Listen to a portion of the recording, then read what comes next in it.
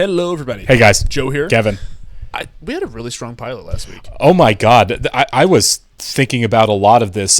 There's two things that stood out to me like throughout the week as I was thinking about. One is how this is very much not tied into the Fargo film at all. And they gave us one character cleverly that we thought was kind of a one-for-one swap out. And it was the police chief, which seemed like, they took Marge Gunderson, I think was her name. Is that right? Yeah. And flipped her gender. Yeah. To this chief. Pregnant wife at home and everything. Like, okay, that's clever. They just flipped this. But we basically have Marge in this show. And they know that's what they were doing to the audience. Totally. And he dies immediately. Yeah. It's like, okay, so the one-for-one marriage we had between the show and the movie is they wipe it right off to take that idea away. Yeah, because, Billy Bob Thornton's character is much more sinister than the guys were in Fargo. Steve Buscemi and Peter Stormare. So much closer to No Country for Old Men, I feel like. I think so, too. I think that they're not just pulling from the movie Fargo, but other Coen Brothers works. Sure. And we saw some like small Easter eggs that weren't big, like the White Russian sign and stuff. And I'm curious if we'll see more moving forward, probably on some levels. But yeah, I really think that they by having the chief die, they're saying this is not the movie again. Which right? I'm so glad. I am too. Absolutely. Like we're going to tell you a new story, just a completely new story. Because I was wondering about that. I was like, how are they going to turn Fargo, a pretty short film? Yeah, it is a short film, right? Into a series. That's been on for I think 5 seasons now. Granted, it's anthology, but still, right. Even if you're going to do one season out of the movie, how do you get that right? And so they just let us know in the pilot we're not doing that. And I thought that everybody brought their A game. Yeah, Martin Freeman, right? Yep. Is that his name? Yeah, Martin Freeman. Yeah, Martin Freeman. Yep. He's fantastic in this role. His accent is perfect for a British guy. I know. That's pretty impressive. Really clever how they kind of portrayed his breaking point. Yeah, his cracks. Yeah, absolutely. That was my second big takeaway was he's an empathetic character up front. You feel sorry for him. You almost root for him for the first 3/4 of the episode. Yeah. And then his snapping point with his wife, and it's like all of a sudden, and very credibly, he instantly becomes a villain that you want to see taken down. Totally. And I think and it felt earned. You know what I mean? It didn't feel like a leap. You can see like the build to that in retrospect. You're like, it's shocking. It is so shocking when it happened. But when you think back on, you're like, yeah, I see how he got there by how he was treated, by what happened with Sam Hess, and with Billy Bob Thornton and everything. You can see where he got to that snapping point with his awful brother. Who's like, who's like, I tell people that I don't have a brother, that you're dead or something like that. It's like I can see how we built up to that cracking point. We got there in like 40 minutes, brilliantly. Yeah. Again, take notes, Game of Thrones. If you want to do a character arc where you change how people feel about a character, that's how you do it. What's funny is they did it so well for so long, and then it was just like, and then they just forgot. Yeah, yeah. But no, this was a very engaging pilot. A lot of moments that really stand out. It kind of haunts and hangs with you, doesn't it? And some storylines too. Like we have the Colin Hanks character. Yeah. What's up with that? Are we going to see him again? I would imagine so, because it's Colin Hanks. I think so. Yeah. Well, because he's seen the bad guy and lives to tell the tale. So in Duluth, I think, right? Yeah, in Duluth, Minnesota, which I believe is a port town. I think a small port town. I don't think it's that big. And then also with Lester, he has that BB in his hand. Yeah, which all things that are probably going to come back. But yeah, I mean, there's potential that word gets out about Billy Bob Thornton, or he gets a picture or a security camera or whatever, and Colin Hanks can be like, "Hey, I know where he is." And you know what I mean? We were wondering too if we were going to see him in every episode. I think last week we were like, we might not see him for a while. We couldn't. Then again, we might. There's no way of knowing. No way of knowing until we watch it. But I like the idea of him just kind of being out there. Yeah, absolutely. It's like Jaws. You know what I mean? It's like a shark out there. Yeah. Because he is an agent of chaotic evil. He's scary. Just the kid with the peeing in the gas tank at the hotel, Yeah. just to do it. It's like this guy will just cause havoc just to do it, which is scary. Terrifying. Yeah. He's doing side quests now. I mean, really, yeah. All right, we'll get started. I want to thank all of our Patreon subscribers for being here with us. Thanks so much, guys. Special thank you to our super patrons, NJ, MC93, Action Warrior Lurker, Anna, Balish Fuldez, Jeff, Derek Peterson, Yannick from Montreal, Sudugunda Varapu, Jamie Morgan, Christy Goverson, Diana Perry, Trey Contreras, Wolfgang Wolf, Lindsay Swift, Squix, Sweet Baby Silvernail, Adam Pacho, Matt Tyler, Lisa Klug, and Chris O'Donnell. As always, guys, thank you so much. We are very glad that you're here with us. Yes, we are. And if you're watching this on YouTube for the first time, welcome to our channel. If you mind hitting the like button for us, please leave us a comment down below and hit that subscribe button so stay up to date on the new content we've coming your way. Description below for a link to our Patreon page for full-length watch-alongs. On many things, you will have to sync and watch along on your own source material due to copyright law. You gold? Yeah. And you're From Fargo. Sweet jacket, isn't it? Oh, yeah.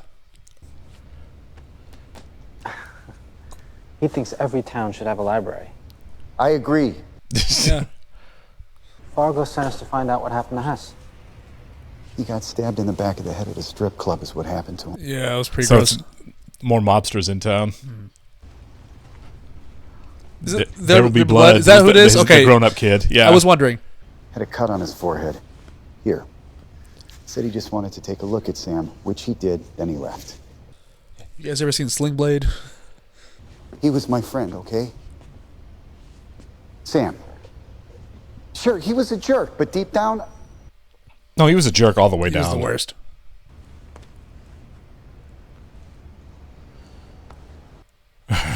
We get that. I get that one, yeah. We'll find him. That was kind of chilling. A little Yeah. smile there. I take it they didn't notice that at the hospital. Yeah, I don't know how they didn't notice that. Yeah, the crime scene and all? Really turned the place upside down. Looking for clues, I suppose. He is very reminiscent of the William H. Macy character, though. Yeah. That is the one, like, through line, I feel like. Except that character wasn't a murderer. Nah, no, he wasn't, but... This is wild to me that I didn't know this except for movies. Like, on a murder out, like a family member at your house or whatever, like, you have to clean all that up yourself, which just seems so messed up. I would hate that. Yeah. Does not seem fair, does it? Oh. Is there a service I can call? Yeah. It's like a horror movie. Yeah. Oh, there were moments in it. That's kind of what it felt like. Yeah. It's because it's so jarring, you know? It's like, Yeah. oh, God. The show kind of lulled you in a little bit leading up to that. Like, oh, we're really going here. We're having a fun time. It's Yeah. like, nope. You don't have to do that. They're piling up. Better Call Saul. That reminded me I couldn't remember where I saw her from. Oh, okay, The yeah. Kettlemans. Yeah. Okay, we got now a list of who'll come by when and do what.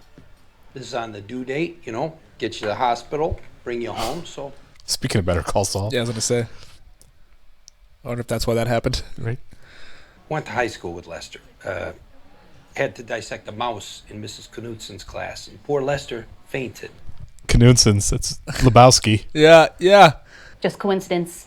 You're saying Hess gets killed and then the massacre at Lester's house the next day. Exactly. No. Come on, man. Yeah. But not, Lester Nygaard. Am I right, Ida? You're not right. Bill, it never hurts to talk to the eyewitnesses Yeah. yourself. Can you Take afford control to of the believe in facts. coincidence? That's what Vern always used to say. How about talk to the guy and find out?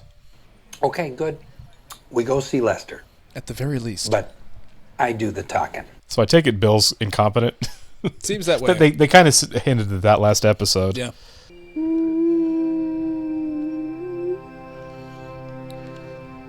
Yeah, you're a monster, dude.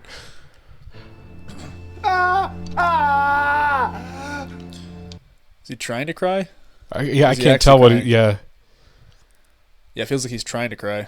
Double vision still. Geez, well, if now's not a good time. No, I was just about to. He does not want to do this at all. Remember that gum? That grape gum that they had when we were kids? Heck, what Big was League that Chew? called? I love Big League Chew. It's the best. Because you can take as much as you want. Yeah. Pretend like you have a dip in. Yeah. Says if I was hit any harder, my brain could have swelled up and leaked right out my ears. Thank gosh that didn't happen. Yeah, because Super Cop would have been puking. Yeah. Chief Thurman came to talk to you about a man you may have met in the emergency room. No, look, Lester, if this is too hard for you. Oh my God. You remember? Big kid. What was that name he called you? Lester Nig? Oh, yeah. You were talking about him in the emergency room, so what's the story there? Think of something, I guess. That sounds like Hess. Probably the witness just misheard. Yeah, that's possible. Just wants to shut this down. Thank you, Sherlock. Yeah. This being the work of a drifter or drifters, possibly drug-related. Right now, I got a concussion. I'm not sure if I said that. So, Like 4 times. Yeah, things are kind of fuzzy. I'm so glad that at least there's one smart cop in the room right now. Me too. Hubba bubba. Hubba Bubba, yeah. Yeah, Hubba Bubba. We used to crack up about that. Do you remember Hubba Bubba? No. But you can't remember the guy he talked to. Yeah. I just keep asking myself, who could have done a thing like this? Wow. He's almost a sociopath. I think we're getting there. You know what I mean? Because being able to even look at them and say that is cold-blooded. Yeah, with the smirk on your face. Yeah. Am I going to need to come back there and find it myself? Sir? Oh, man. Just give him the package, man. This is highly irregular. No. Highly irregular is the time I found a human foot in a toaster oven.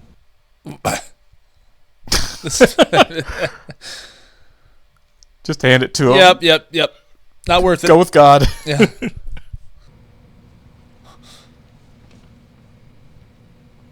You have a blessed day. So he gets a fake ID and his target. There you go. In this office. Next quarter, we're expanding into Wisconsin. And That's a good shot, isn't it? It is. Wally here's 1992 Farm League MVP. Knocked 138 heads career-wise. Ain't that right, Wally? 92, maybe 82. Yeah. It's a pretty specific number, $43,613. Hell, maybe he wants to pay off his student loans. I don't know. What's a karate expert's favorite beverage? Karate. Oh, no. Tea. Oh. It's tea. Yeah, he got it. Yeah. And she is suing me for 50%. So now I'm starting to think maybe 50% ain't enough for her. It's probably not her then, right? Right. Yeah, could you put to Frank Peterson, thanks for nailing my blackmailer. I'm just kidding. Anything you want. You're the writer. So is his name Frank Peterson? Who knows? Yeah. We're hearing the chief of police was shotgunned in the foyer. That means entryway. But I told the new chief over Bemidji we'd be on high alert for anything that connects. That means suspicious persons or jailhouse snitches saying they know a thing. Okay, yeah. Okay, let's get to it. Brimley. He's not going to be anywhere near the car anymore, obviously. I'm scared. Yeah. My dog does the same thing. Looks a lot like my dog. What's it tonight? Over. Looks like burgers, over. And chicken nuggets. Nice. And chicken nuggets, over and out. You gotta have both. Yeah. I can do fine with a pile of burgers. Oh, yeah. Yeah. You don't stare. You're staring. Oh, I didn't expect that. I didn't either. So he's like, my turn? Okay. Yeah. Good day? Yeah. We, This is so interesting. Yeah. we saw somebody getting bullied. We should say something or stop it. And I raised my hand. And I asked what you're supposed to do if Oh, wow. there's no time. I mean, you're the police. If you saw somebody doing something, you'd stop them, right? I'm the police. But also, yeah, good point. Yeah. Well, if I saw somebody doing something, I would stop them. I believe you would. Is she the girl from Bullet Train? It kind of looks like her. Is it? I Okay. think I that's right, don't know her name. I think it's Joey something or other. I can't remember her last name either. Bad with last names. Right. I ain't afraid of a dink and a lepton. Oh, buddy. You like playing with knives? Oh, you keep talking, big boy, you're gonna find out. Cut to. Liddy's body on the ground. I'm sorry for what I said to you before about the dink and the lepton. I don't think it's him. Okay, might be your lucky day, Lenny. Yeah.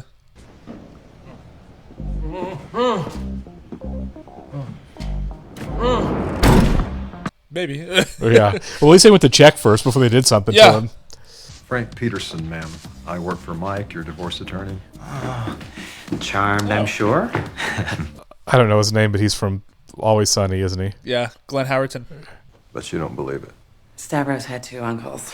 One was a drunk who lived in a barn, and the other died in a fishing accident when he was 10. So everybody's got dirty money. Guess so, yeah.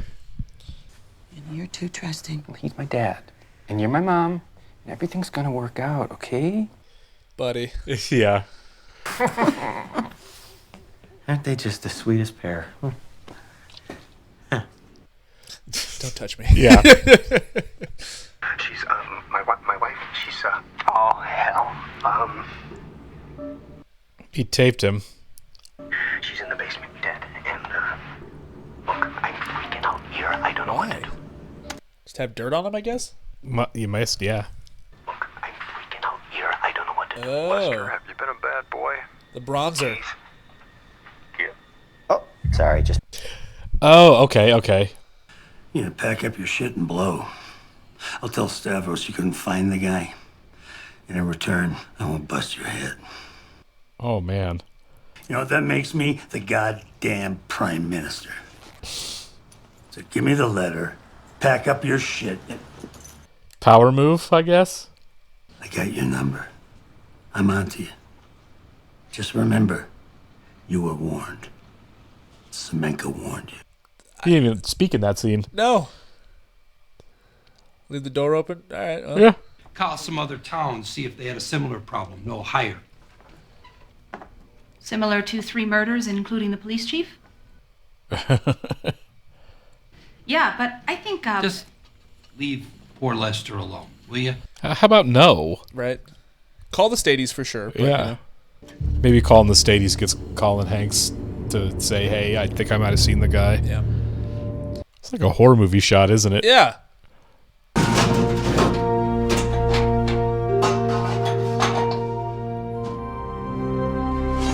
hit it in there. Oh, okay. Not a very thorough job by the police there. Yeah. They turned it upside down. Did Yeah. they? Now, hon, I don't think your brother wants to be around all that guns and violence. Not after what happened. Probably not. Yeah. Both Chaz and me think so. Oh, jeez. Oh, I am so sorry. It's okay. I'm sorry. That's fine. It's going to get infected, probably. Yeah, it's... That'd be an antibacterial. All right. I got some in the back. Mr. Nygaard? Yeah. Oh, hiya. I'm starting to feel a little harassed here. Now, that's Sir, not... you're ungood. So suspicious. Yeah. You should have got the cream and then, like, walked out. Yeah. Use that for anything, you know? Yeah. Don't tell you. This was a break-in. You're wasting time talking to me. I'm sorry. I can't help you. So suspicious, right? Yeah. That just screams like I'm guilty and have something to hide. Every red flag. Yeah. Well, it turns out Lester and Hess went to high school together, and Hess used to beat him up. Learned detective might consider that a clue. Yeah. But Bill's a big believer in coincidence, apparently. Well, what he lacks in common sense, he makes up in self-esteem. That's good. Pull up a chair. You want some coffee, or...? Yeah, no, Lester Nygaard called me. Oh, my God. I'm the chief now, and everyone's gotta line up behind me, toe the line. God. I'm gonna make you head of inquiry on that frozen fella, the naked one. Yeah, I'll make you lead on that. Bill, listen, Yeah, so that's my decision. Good thing they're connected. Yeah. He's such an idiot. I know. He's crushing this role. Yeah. It's wild to me that like one guy can be wrong, but as if he's in charge, it's like, this is how it is. We're going to pretend it's this thing, and that's the only thing we can do. It happens all the time. I'm sure. In every walk of life. I mean, really, right? This is the reality I'm deciding to set for everybody. Read the sweet side. Are they still going to kill this poor guy? It's looking like it. Oh. Tides. The wind. Oh. Well, that sucks. Yeah. The rain. Talk about the wrong place, wrong time. It'd be months maybe before anyone would even, before it even thaw out, where you think, could find right? a body. Yeah. Was this like a frozen lake? Yeah, it looks like it. And also, I mean, like, I guess it makes sense they saw him. Yeah, so, I guess, yeah. Or he saw them. My God. They're so casual, too. Yeah. God, that flew by. It really did. Dude, oh, man. So, we talked about on the channel about how many shows that, like, we're kind of glad that we get a week in between to take a break from. I feel like this is a show that I would want to binge. Oh, yeah, absolutely. You want to jump right into the next one. I could finish this in one day. Yeah. This was amazing. Like, I'm completely hooked. Yeah. Completely. It really sucks we have to wait a week. So we have a lot going on. Yeah. In all of our storylines, it seems like. Well, these two guys are hunting Billy Bob Thornton's character. Yes. And you have to wonder, do they ever catch up to him or not? And if they do, how does that go down? Well, it's like, because I was thinking that, like, Billy Bob was going to be our shark, right? And he was just kind of going to be out there. And in many ways, he still is. Sure. But he's off doing his own thing. Right. With Oliver Platt. Yeah. But he still has the tape from Lester. Right. Which makes me think that him and Lester might meet again. Yeah. And also, like, it would just make sense. He's just, I guess, he helped Lester out, and we were wondering at the last episode, I'm sure everybody was after episode 1, like, why did he even kill Hess for him? What's the connection between these two? Why did he show up to help Lester out with the cop and his wife and everything at the end? Yeah. And it looks like, again, he's all about the chaos of everything, but he's gathering information on Lester too, right? Like, he's got dirt on Lester. He does. So, I mean, yeah. So it's like, is his plan ultimately to hurt Lester or blackmail Lester too? Unless it's just like, just have it just in case. I guess. But I think it's going to come down to something though. Well, he knows Lester's kind of a weak guy. So absolutely. Like if Lester squeals, he's like, I have this here. Right. But I'm curious to see how they tie him back together. Yeah, for then sure. We have Colin Hanks as well. Yeah. Which that scene was interesting. I love that how they shot that with him and the other family. Yeah. That was really cool. Somehow, because the bill was like, call around and see if other jurisdictions about call the state police about the drift, if there's a drifter problem in other towns. That's how he would connect to it, I guess. Yeah. Being still in Minnesota. And I think that his daughter, Colin Hanks' daughter, in that scene kind of got to him a little bit. Yeah. She's like, I would do something. Yeah, still do the right thing. And right. Clearly it's bothering him whenever, Sure. like, his chief or whoever that was like, giving them updates and reports well, and stuff. A cop's dead. People are dead. People and it's are like, dead. there's somebody killing people, and I had possibly an opportunity to intervene and chose not to. Yeah. I think it was probably the right choice. Because he mentioned his daughter whenever they had their conversation. Well, because, I mean, anything he realistically would have done there probably would have led with him being dead on the side of the road and Billy Bob Thornton's character being exactly where he is now. It's no different other than the fact he'd have one more notch. Exactly. Exactly. And he's just so casual about it. But I feel like this episode was strong for everybody, too, because that scene with Billy Bob going to get the mail. Yeah. My name's Duluth. Great scene. Yeah, it was. Super tense. And then also we have, Lester, who's kind of becoming unhinged a little bit. Yeah. He's like, clearly just like sweating through his pores and being like so obvious. Right. I feel like that's just going to keep getting worse and worse and worse. I guess, Molly's not on him anymore, so maybe not, but he's going to fold. He's going to fold at some point. Yeah, I think so, but I think Molly not being on the case anymore buys him some time. It does. You know what I mean? Mm-hmm. I don't know how much time, but it does buy him time. For the time being. I mean, because you basically have, which is wild to me, of course, the chief of police there saying Lester is off limits in this investigation, which is like I said, I think that's just a wild reality of law enforcement, that like the person in charge gets to say, here's the narrative we're chasing, and this is the only narrative there is. And he's dumber than a box of rocks. And he's an idiot, and then so everyone else's hands are tied. It's like, oh, so this is how people get away with things, you know? Completely. But I am curious about these two guys too. Right. They're just gonna be wreaking havoc here, I guess, until Billy Bob shows up. Yeah, and they're clearly formidable, and there's two of them. But do they, idyllically, do they measure up against? How do they measure against Billy Bob? What do you call himself? Well, Frank. So or he something? said Frank.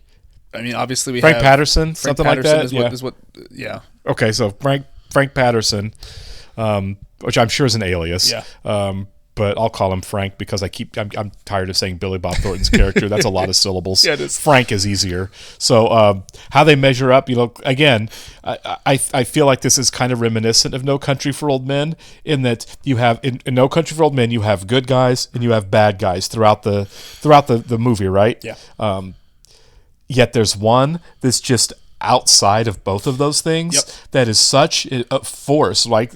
It's like, you literally have a lifelong police officer who retires in that movie because it's basically, I can't deal with this level of chaos. The thing is, he's a step behind the whole time. Yeah, exactly. Like, there's good guys and there's bad guys, and the world is not equipped for what this guy is. I'm not fast enough. Right? Yeah, I'm not good enough. Because there's a level of depravity that this guy will sink to. Yeah. That's just outside the norm of even criminal behavior, which is kind of what her dad was saying in the diner, right? Yeah, savagery. You've got what teachers deal with, you've got what police typically deal with, and then you've got this other thing that's happening. Whatever this is. Whatever this guy is, that's what you're dealing with. And ultimately it's two guys.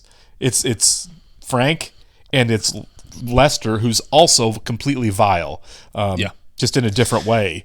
But it's so interesting being stuck in a room with his character, because you don't watching him process this and be like, I think maybe he always was a sociopath, right? Mm-hmm. I'm not sure how that psychology works, but like he's certainly leveled up. Like he's certainly like taken this. It's manifested. It's kind of like Walter White a little bit, where it's like the potential for this has always been under the surface of somebody who's playing by certain rules and not happy playing by certain rules, and then when they get a taste of not having to play by the rules, the switch that gets flipped is immense, right? Like it's it's like, oh, so I now have these shackles off, and now what I can do is just heinous. You know what I mean? Well, it could go one of two ways with Lester, though. I mean, obviously we know how it went with Walter White. It went far. Right. With Lester, he just seems like so guilt-ridden. But I don't know if guilt's the right word. I think it's more guilty. like, I think it's more nervous, like that I'm going to get caught. That's it. Okay, yeah, I think he is running purely on self-preservation. Because I think that scene with him trying to cry at his wife's clothes, I don't think he cares. He doesn't. I don't think he cares. Ultimately, she was a good wife. No, she wasn't. She treated you like crap. You didn't love her. Obviously, yeah. Again, sociopath saying what he thinks he needs to say to look like he's a grieving husband. Yeah. The stuff like, there's an animal out there that killed my wife, and I'm like, dude, how can you say those words to another person, straight face, knowing in your depths that you are that animal? That is the only thing that he's selling. Yeah. That's the only thing. Right. The Sam Hess thing is what's tripping him up, really. Yeah, it kind of is, isn't it? I think it's just fascinating. I think it's really, it's obviously really sick, but it's like, it's really interesting to watch. We've had 2 hours with these characters, and they are so fascinating. Yeah. Good guys, bad guys, and everyone else around the situation. Such fascinating character and now work. I'm like also invested with like the Frank storyline too, with Oliver what's his name? Stavros and Frank, and then Stavros' bodyguard. It's like, what's going to happen there? Yeah. Is the wife doing it? I think it's pretty clear that the wife's doing it. with Glenn Howerton with the bronzer. Yeah, for whatever reason, she wants $43,000 and change specifically. It's so specific, which is weird. We have that to get to as well. Like, there's a lot happening on this show. Right. So the wife, the implication is Oliver Platt's wife and her trainer are having an affair, right? Yeah. And that's okay. And so Yeah, she's working with him to blackmail. It took him about 4 seconds to figure out to blackmail her husband, who she's also suing for half his money anyway. Yeah. We need to see more of that as well. Like I said, I could easily binge the show because I'm just like, I need to know what happens next. It's like a lot of Coen brothers work, and there's so much like quirky humanity involved, which I think is really great always in their stuff, because it's like you can't follow normal character trajectories because these characters are so quirky. You don't know what triggers or paths or how the logic is actually working in their heads and how their emotions are mixed up in that and their faulty wiring of what they're actually going to do and why sometimes. They have a certain manic energy in all their works, really. Where and it's just anything can happen. It goes from being a comedy to a drama, from a drama to a comedy. Yeah, instantly. It's Shakespearean, kind of. It's pretty exciting. All right, we'll catch you next one, guys. Thank you. See ya.